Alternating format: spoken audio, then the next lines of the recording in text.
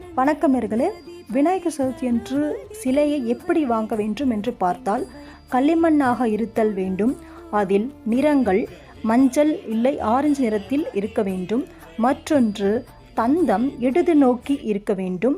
3 கையில் ஒரு பிரசாதம் இல்லை லட்டு வைத்திருக்க வேண்டும். 4 சிலை அமர்ந்திருக்கும் வழியில் இருக்க வேண்டும். இதெல்லாம் பார்த்து வாங்கினால் நம் வீட்டிற்கு சகல ஐஸ்வர்யங்கள் பெருகும், கந்திஷ்டி விலகும், காரியத்தடை நீங்கும், பிள்ளைகளின் கல்வி சிறப்பாக இருக்கும்.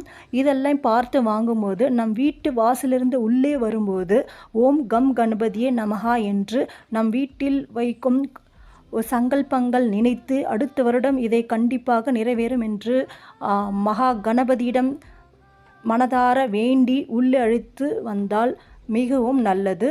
இதை கண்டிப்பாக செய்யுங்கள். ஓம் கணபதியே நமஹா.